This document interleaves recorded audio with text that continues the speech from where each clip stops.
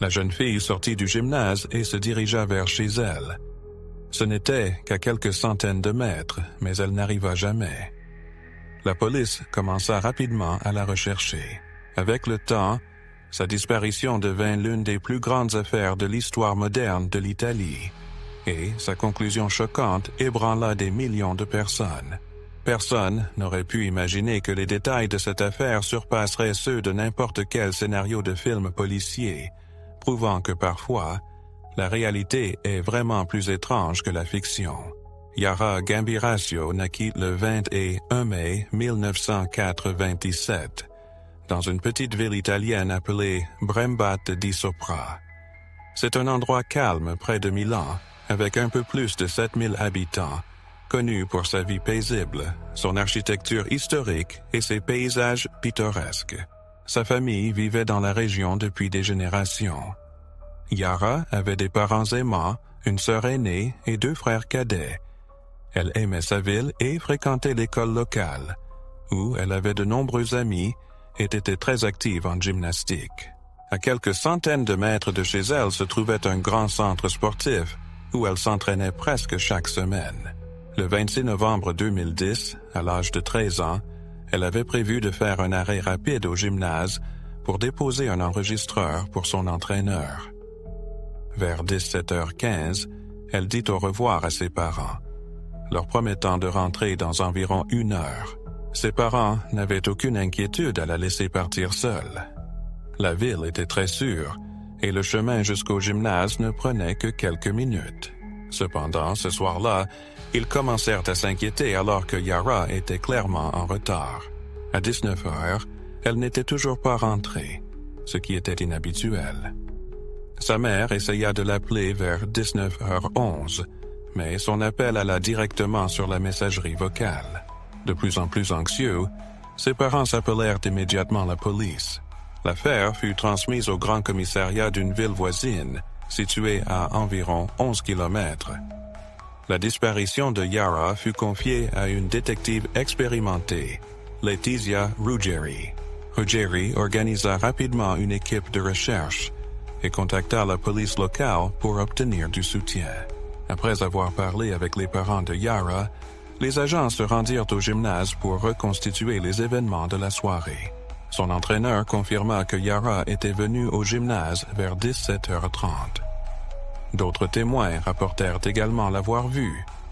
Elle avait discuté avec quelques amis, s'était entraînée un peu, puis avait dit au revoir avant de rentrer chez elle. La police découvrit plus tard qu'à 18h44, Yara avait envoyé un message à une amie. C'était la dernière fois que quelqu'un avait des nouvelles d'elle.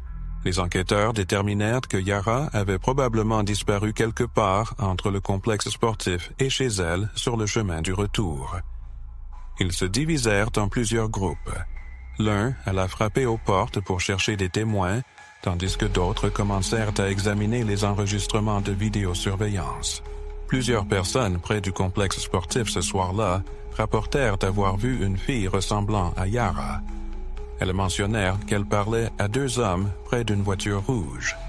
Cependant, la police ne put confirmer s'il s'agissait bien d'elle. Ils fouillèrent l'ensemble du complexe sportif, mais ne trouvèrent aucun signe de Yara. Pendant ce temps, la police locale et militaire parcourut les rues, les champs et les rives d'une petite rivière traversant la ville. Les pompiers rejoignirent également les recherches, ainsi que des volontaires, mais aucune trace d'elle ne fut trouvée. La détective demanda l'assistance de chiens de recherche, qui purent détecter l'odeur de Yara à partir d'objets rapportés par ses parents. Cependant, au lieu de mener les policiers du complexe sportif vers chez elle, les chiens indiquèrent qu'elle avait voyagé dans la direction opposée, vers une petite ville appelée Mapello. La détective Ruggeri demanda également les données de localisation du téléphone de Yara, qui montrèrent qu'il s'était connecté à une antenne à Mapello à 18h49, seulement 5 minutes après qu'elle ait envoyé son dernier message à une amie. Étant donné la distance depuis le complexe sportif, il était clair qu'elle n'aurait pas pu y marcher en si peu de temps, suggérant qu'elle avait voyagé par un moyen de transport. À ce stade, l'enquête avait 2 théories principales. La première, qui semblait la plus probable, était l'enlèvement. La seconde était que Yara avait décidé de quitter son domicile pour une raison quelconque, mais les enquêteurs avaient de sérieux doutes à ce sujet. Dans son dernier message, elle avait prévu de rencontrer une amie le lendemain, ce qui rendait difficile de croire qu'elle aurait soudainement décidé de s'enfuir. Malgré cela, les enquêteurs interrogèrent tous les proches de Yara, mais rien ne laissait supposer de problème au sein de sa famille. Ruggieri, la détective en charge, alla jusqu'à mettre sur écoute tous les membres de la famille ainsi que plusieurs dizaines de personnes de l'entourage de la jeune fille. Dans une démarche audacieuse, la détective demanda également aux opérateurs de téléphonie les données de tous les téléphones présents à Mapello le soir de la disparition de Yara. Si un enlèvement avait eu lieu, le téléphone du kidnappeur se serait connecté aux antennes de la ville, mais identifier ce téléphone restait extrêmement difficile. En fin de compte, la police recueillit des informations sur 15 000 téléphones qui se trouvaient dans la zone à ce moment-là. En plus des interrogatoires des suspects, les enquêteurs formèrent une unité spéciale pour surveiller plusieurs centaines de numéros de téléphone jugés suspects pour diverses raisons. Pendant ce temps, les recherches actives pour retrouver Yara se poursuivaient dans les environs, mais jour après jour, elles restaient vaines.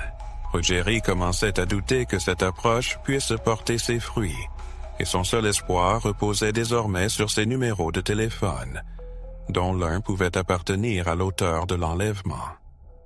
Dans les jours précédant la surveillance, la police examina des milliers d'heures d'appels téléphoniques, mais aucun ne semblait lié à la disparition de la jeune fille. Ce fut ainsi jusqu'à la fin de novembre, lorsqu'un des officiers entendit soudain une phrase particulièrement suspecte. Un homme, lors d'une conversation téléphonique, prononça ces mots. « Pardonne-moi, Seigneur, je ne l'ai pas tué. » Les enquêteurs identifièrent immédiatement cet individu comme étant Iman Fikri, un ouvrier du bâtiment marocain originaire de la ville, où le signal du téléphone de Yara avait été capté pour la dernière fois. La police tenta alors de localiser Fikri, mais se heurta à un problème de taille. L'équipe en charge de la surveillance téléphonique écoutait les enregistrements avec plusieurs jours de retard, car traiter une telle masse d'informations en temps réel était impossible. L'appel de Fikri fut examiné 3 jours plus tard, moment où l'homme se trouvait déjà à bord d'un navire en direction du Maroc. Cette découverte éveilla les soupçons, incitant les autorités italiennes à intercepter le navire. Ils retrouvèrent Fikri à bord, l'arrêtèrent et le ramenèrent en Italie. En suivant cette piste, les enquêteurs mirent au jour un indice inquiétant. Ils identifièrent le véhicule qu'utilisait Fikri et découvrirent dans le coffre un matelas portant des traces de sang. Le matelas fut immédiatement envoyé au laboratoire pour analyse, mais la police fit face à un rebondissement inattendu. Il s'avéra que le sang n'appartenait pas à Yara et n'était vraisemblablement même pas humain. De plus, après un examen plus approfondi de l'enregistrement, il apparut que Fikri avait en fait dit quelque chose de complètement différent dans sa langue, et l'équipe de surveillance avait mal traduit la fin de sa phrase. Après des vérifications supplémentaires, les enquêteurs conclurent que Fikri n'avait aucun lien avec la disparition de Yara et furent contraints de le relâcher. À ce stade, l'affaire était devenue l'un des sujets les plus discutés en Italie. Les principaux médias diffusaient régulièrement des rapports et des millions de personnes suivaient la recherche de la jeune fille, espérant qu'elle serait retrouvée vivante. Lorsque les informations concernant Fikri parvinrent aux journaux, beaucoup furent convaincus d'avoir identifié le kidnappeur, et sa libération suscita surprise et déception.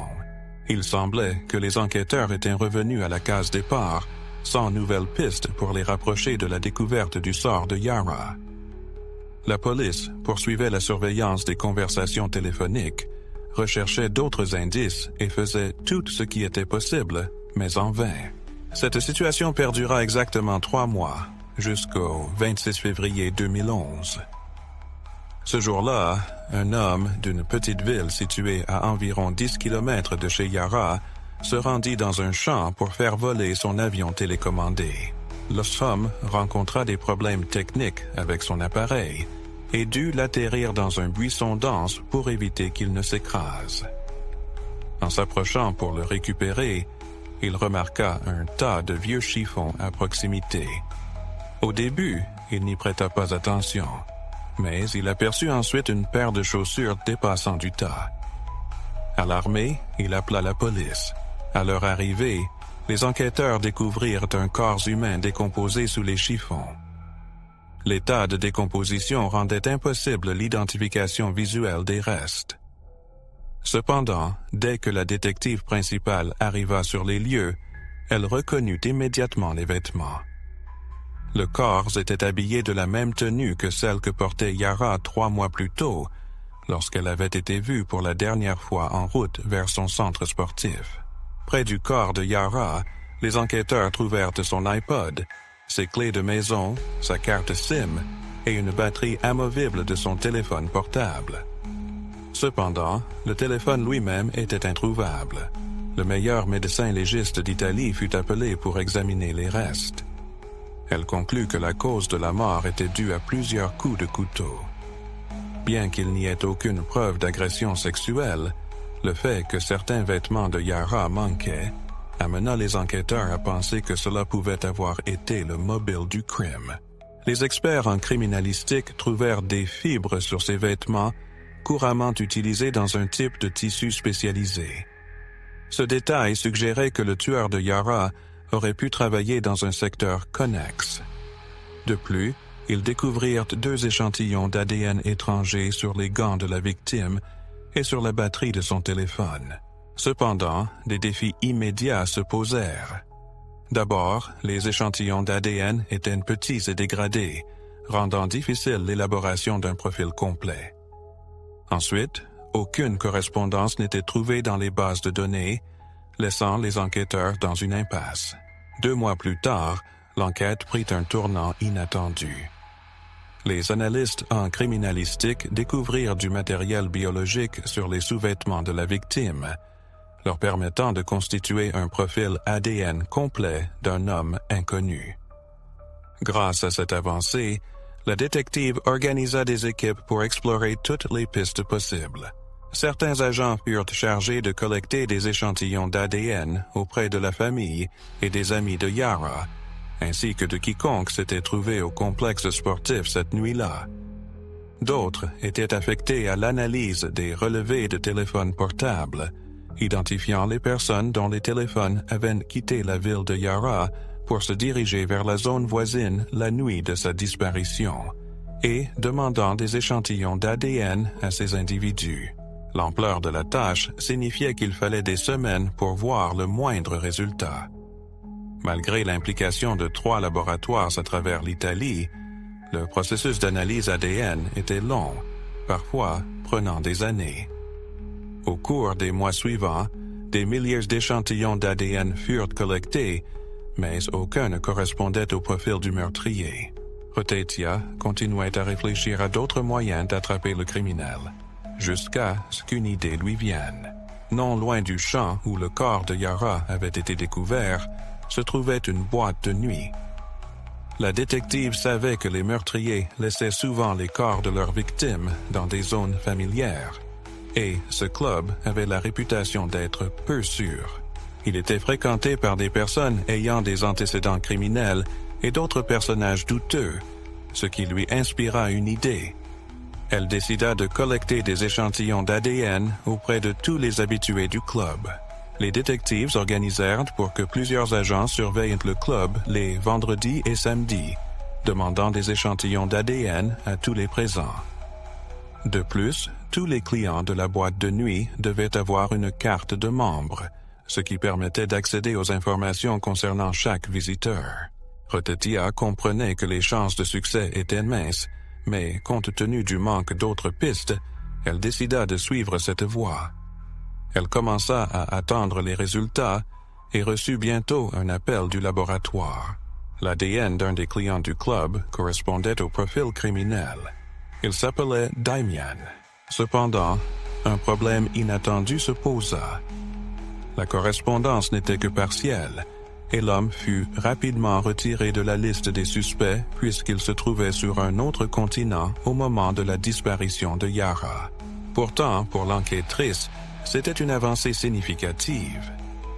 Les experts indiquèrent que puisque son ADN ne correspondait que partiellement, il devait être lié au véritable meurtrier. Rotetia et son équipe commencèrent à enquêter sur la famille de Dimian, essayant d'identifier le suspect le plus probable. Étant donné que cela se déroulait avant que la généalogie génétique ne devienne courante dans la science judiciaire, cette méthode d'identification des suspects était nouvelle et compliquée.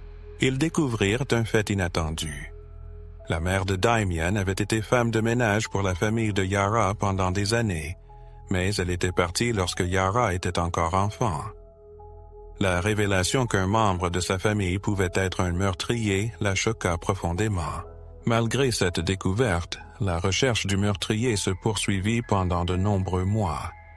Rotetia conclut qu'aucun des proches de Yara ou de son fils n'était l'assassin, ce qui signifiait qu'il leur faudrait passer au crible des centaines, voire des milliers, de parents éloignés. Avec le temps qui passait sans progrès, les critiques contre Rotetia et son équipe s'intensifièrent, les accusant d'un manque de professionnalisme et d'engagement dans l'affaire. Finalement, plusieurs politiciens intervenèrent, tentant de mettre la pression sur les détectives pour qu'ils abandonnent l'enquête, mais ils échouèrent. Malgré l'immense pression, Rotetia continua à faire tout ce qui était en son pouvoir pour découvrir l'identité du criminel. Son équipe passa en revue divers registres généalogiques remontant à 1716, examinant des milliers d'individus, seulement pour se heurter à des impasses répétées.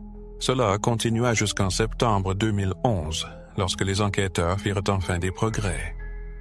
L'une des généalogies les conduisit à un homme nommé Giuseppe, qui était déjà décédé. Cependant, sa veuve avait conservé quelques objets contenant son ADN, permettant aux experts d'en extraire un profil. Les résultats indiquèrent que Giuseppe était probablement le père ou le grand-père du coupable, car son ADN avait été trouvé sur les sous-vêtements de la victime. Giuseppe avait 2 fils, et les enquêteurs se rapprochèrent d'eux pour obtenir des échantillons d'ADN, mais ils furent confrontés à une déception inattendue. Bien que les résultats montraient une correspondance étroite, aucun d'eux n'était le meurtrier. Cela mit Rotetia dans une position difficile. Le criminel devait être étroitement lié à cette famille, mais tous les parents masculins ne produisaient aucune correspondance complète. Une possibilité demeurait. Giuseppe avait peut-être eu un fils avec une autre femme dont sa propre famille ne savait rien. Les détectives se concentrèrent sur cette piste, mais découvrir de telles informations délicates s'avéra extrêmement difficile. Ils interrogèrent des milliers de personnes qui auraient pu connaître Giuseppe de son vivant, et, après presque une année, ils reçurent une piste intrigante. Il s'avéra qu'à partir des années 60, Giuseppe visitait fréquemment une station thermale dans une petite ville sans sa femme. Il y passait une semaine chaque mai, n'emmenant jamais sa famille avec lui. Rotetia demanda alors des documents d'archives concernant les clients du spa pendant ces années-là.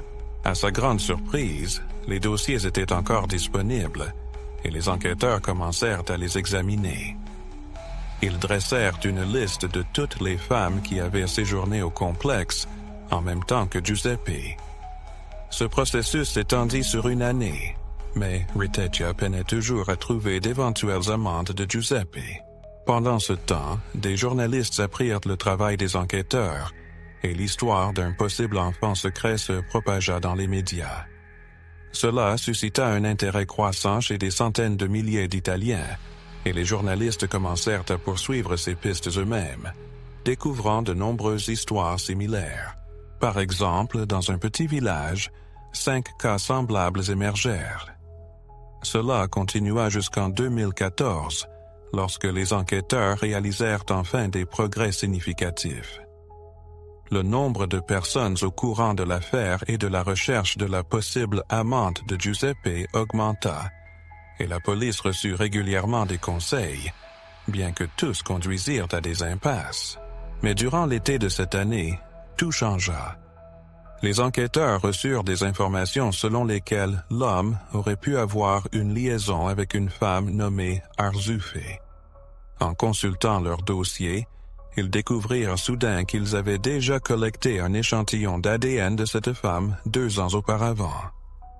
Cependant, les résultats initiaux montrèrent qu'elle n'était pas liée au profil ADN du criminel.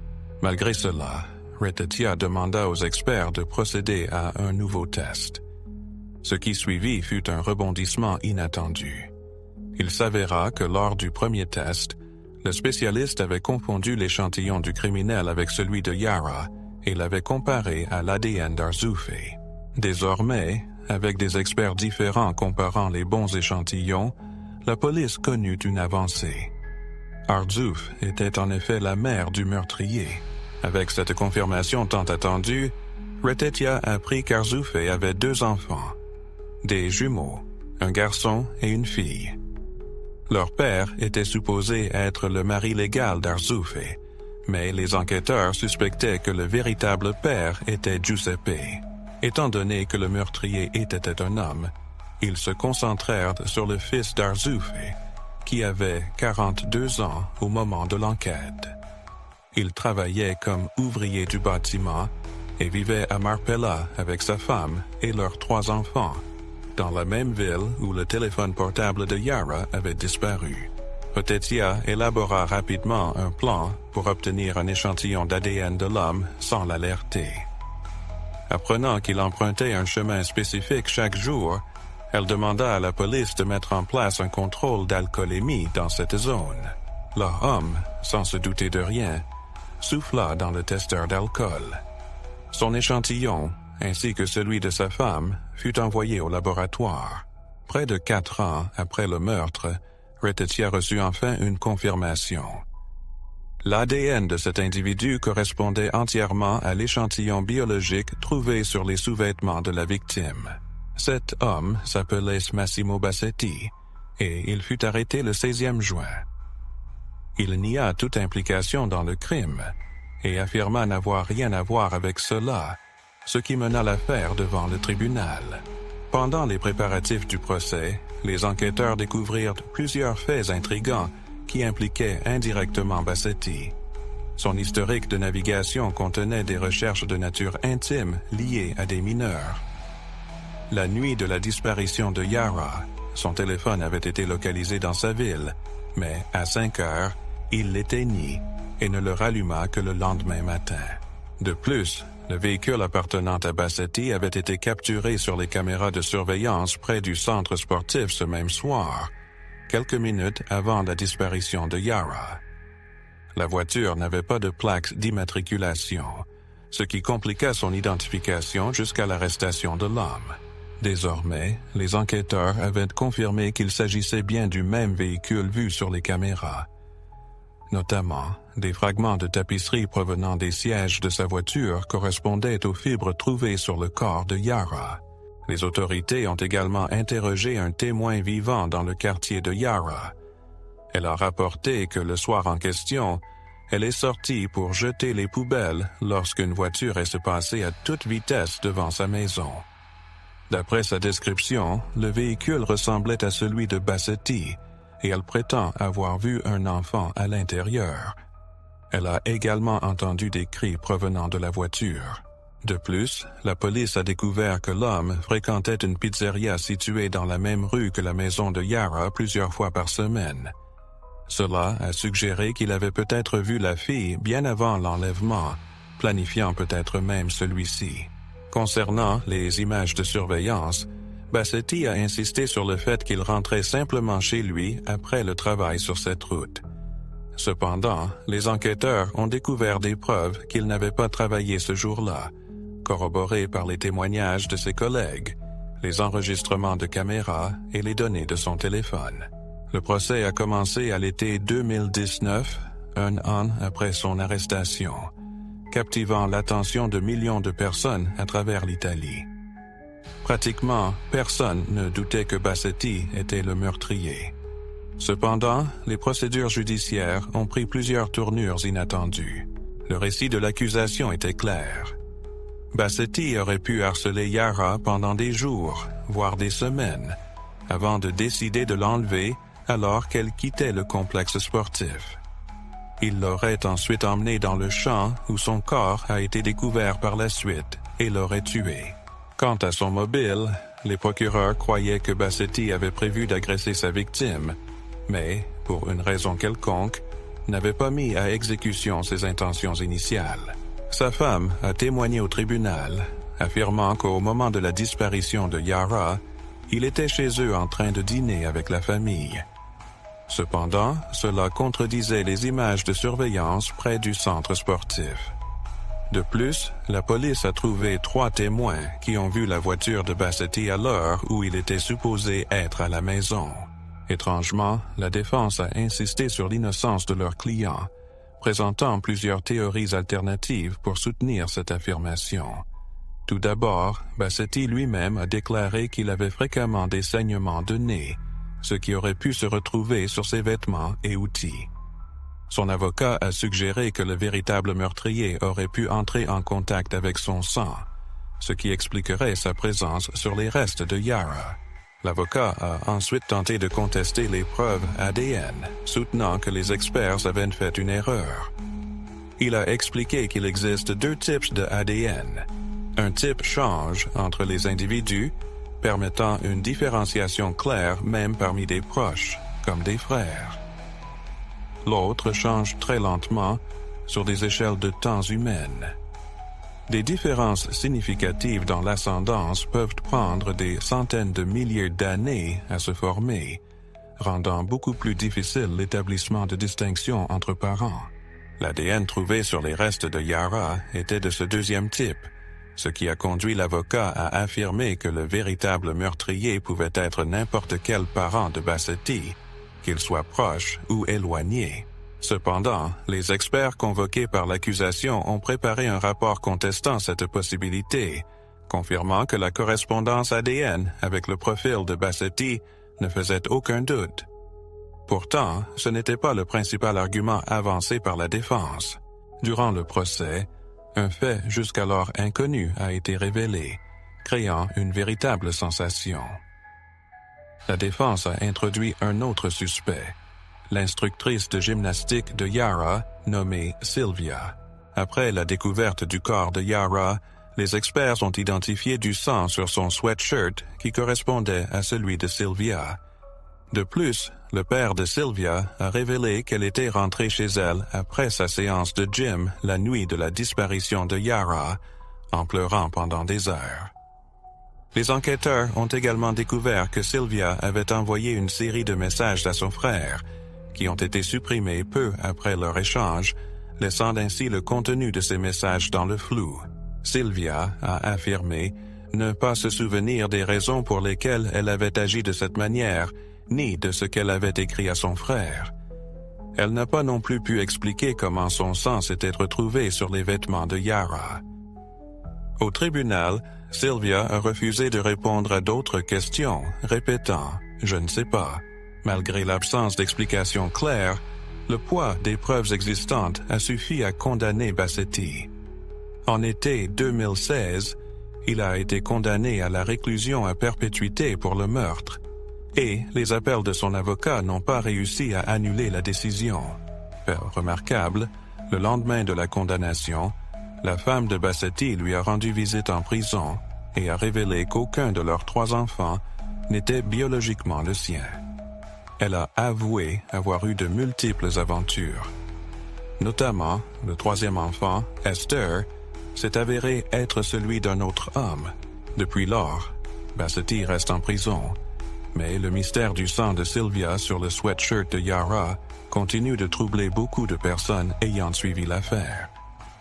Certains trouvent cela tellement suspect qu'ils remettent en question la culpabilité de Bassetti, suggérant qu'il pourrait avoir été condamné à tort, peut-être à cause de preuves ADN manipulées. Néanmoins, cette affaire est devenue l'une des plus médiatisées de l'histoire moderne italienne, avec des preuves examinées minutieusement par les spécialistes les plus éminents du pays. les chances d'innocence de Bassetti demeurent extrêmement faibles.